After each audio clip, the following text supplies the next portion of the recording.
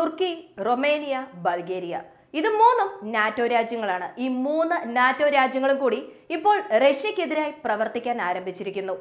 കരിങ്കടൽ റഷ്യക്ക് എത്രത്തോളം പ്രധാനപ്പെട്ടതാണെന്നും ഇതേ ബ്ലാക്ക് സീയിൽ വെച്ച് ഉക്രൈനെതിരായി റഷ്യ എത്രത്തോളം ആക്രമണം നടത്തിയിട്ടുണ്ട് എന്നുള്ളതും നമുക്ക് എല്ലാവർക്കും അറിയാവുന്ന കാര്യം തന്നെയാണ്. ഇതേ കരിങ്കടലിൽ നിരവധി ഫ്ലോട്ടിംഗ് മൈൻസും ഇട്ടിട്ടുണ്ടായിരുന്നു. ഈ മൂന്ന് രാജ്യങ്ങളും കൂടി ചേർന്ന് ഒരു അറിയിപ്പ് പുറത്തുവിട്ടിട്ടുണ്ട്. മറ്റൊന്നുമല്ല, ഈ മൂന്ന് രാജ്യങ്ങളും കൂടി ഈ ഫ്ലോട്ടിംഗ് മൈൻസ് എല്ലാം ക്ലിയർ ചെയ്യാൻ പോകുന്നു എന്നൊരു അറിയിപ്പാണ് പുറത്തുവിട്ടത്. മറ്റൊരു ഭാഗത്ത് റഷ്യയുടെ PBK-500 എന്ന DREL സ്റ്റെൽത്ത് ക്ലസ്റ്റർ ബോംബുകളെ മാസായി റഷ്യ പ്രൊഡ്യൂസ് ചെയ്യാൻ ആരംഭിച്ചിരിക്കുന്നു. വളരെ പെട്ടെന്ന് തന്നെ ഈ സ്റ്റെൽത്ത് ക്ലസ്റ്റർ ബോംബുകൾ ഉക്രൈന് ഒരു തലവേദനയായി മാറാം. ഈ സ്റ്റെൽത്ത് ക്ലസ്റ്റർ ബോംബുകൾ ഉക്രൈനെതിരായി റഷ്യ എങ്ങനെ പ്രയോഗിക്കാൻ പോകുന്നു? ഈ മൂന്ന് നാറ്റോ രാജ്യങ്ങളുടെയും പ്രവർത്തനം റഷ്യക്ക് എത്രത്തോളം ബാധിപ്പുകൾ ഉണ്ടാക്കും?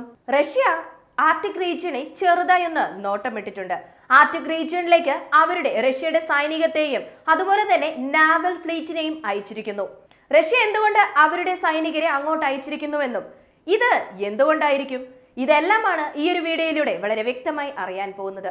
വീഡിയോയിലേക്ക് പോകുന്നതിന് മുമ്പ് ഇതുവരെ ചാനൽ സബ്സ്ക്രൈബ് ചെയ്യാതെയാണ് കാണുന്നതെങ്കിൽ ചാനൽ ഒന്ന് സബ്സ്ക്രൈബ് ചെയ്യുക. വോയിസ് ഓഫ് വിക്കിയിലേക്ക് എല്ലാവർക്കും സ്വാഗതം.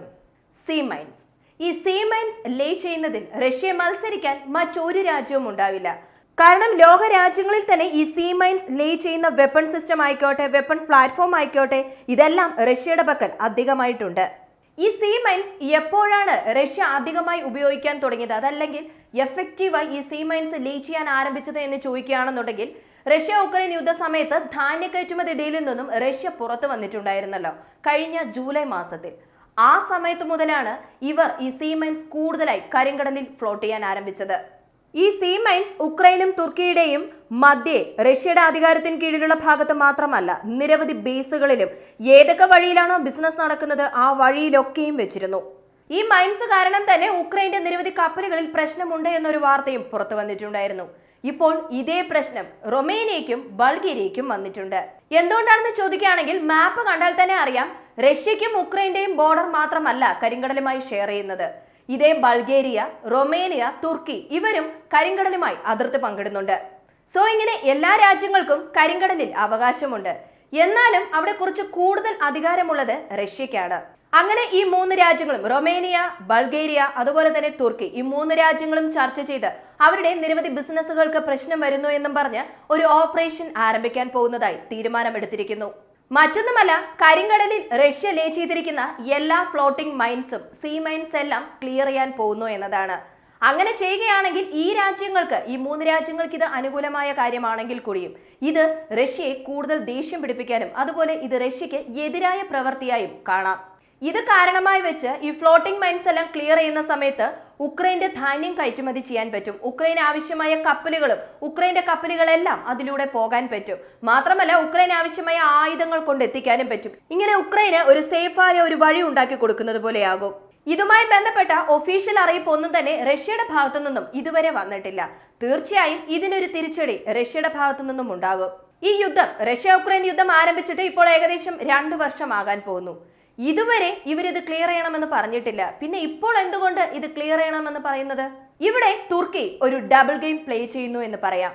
കാരണം ഈ യുദ്ധം ആരംഭിച്ചതിന് ശേഷം ഈ മൈൻസ് ക്ലിയർ ചെയ്യാനായി UK ഒരു ആന്റി മൈൻ ക്ലിയറിംഗ് ഷിപ്പ് ഉക്രൈന് കൊടുക്കാമെന്ന് പറഞ്ഞിട്ടുണ്ടായിരുന്നു.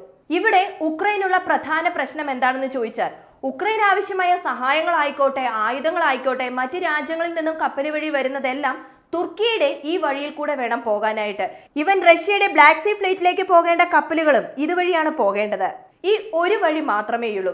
യൂറോപ്പ് കോണ്ടിനെന്റിലെയും അതുപോലെ തന്നെ ഏഷ്യ കോണ്ടിനെന്റിലെയും കണക്ട് ചെയ്യുന്ന ഈ ഒരു വഴി, അതായത് ഈ തുർക്കിയിലുള്ള ഈ ഒരു സ്ട്രൈറ്റ് തുർക്കിക്ക് വളരെ വലിയ ഒരു അഡ്വാൻറ്റേജ് ആണെന്ന് പറയാം.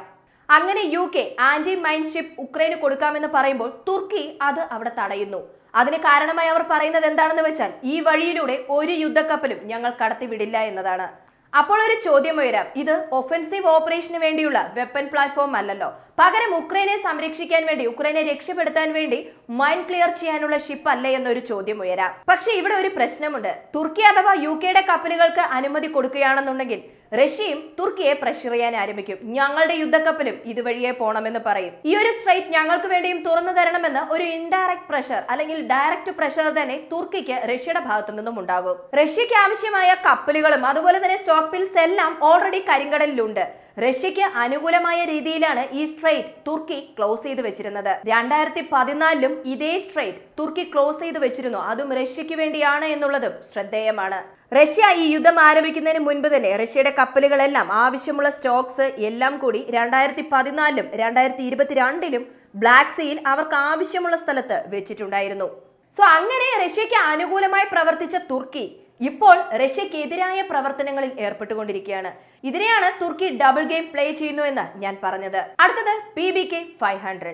ഈ PBK-500 എന്നത് ഒരു ക്ലസ്റ്റർ ബോംബ് കാറ്റഗറിയിൽ ഉൾപ്പെടും. ക്ലസ്റ്റർ ബോംബിനും PBK-500 ക്ലസ്റ്റർ ബോംബും തമ്മിലുള്ള പ്രധാന വ്യത്യാസം PBK-500 എന്നത് സ്റ്റെൽത്ത് ടൈപ്പ് ബോംബുകളാണ്.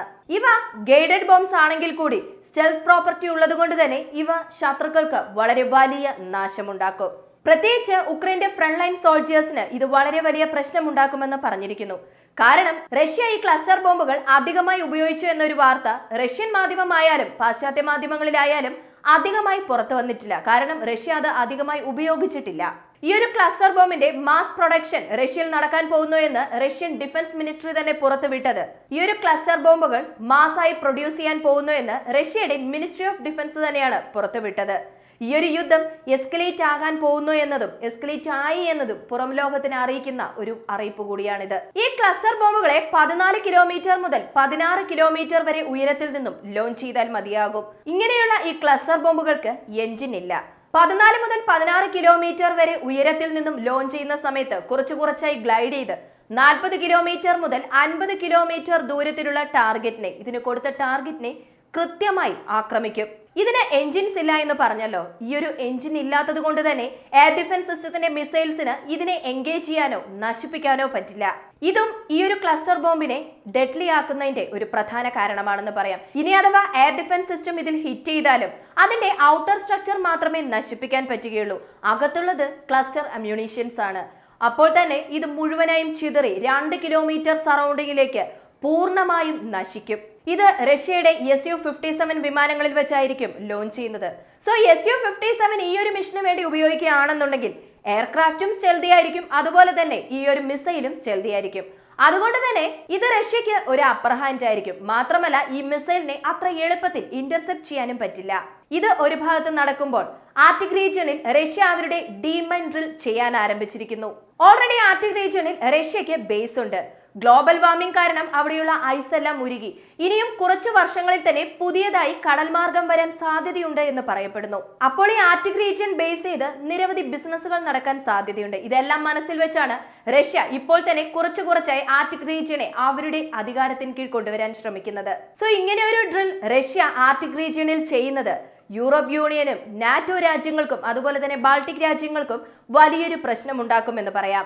കാരണം ആർട്ടിക് റീജിയണിൽ റഷ്യയുടെ പവർ അധികമാകും തോറും യൂറോപ്പ് യൂണിയന് ഇൻഡയറക്റ്റായി പ്രഷർ അധികമാകുമെന്ന് പറയാം.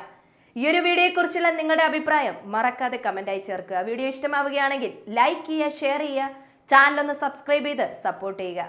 വീണ്ടും അടുത്ത വീഡിയോയിൽ കാണാം. നന്ദി, നമസ്കാരം.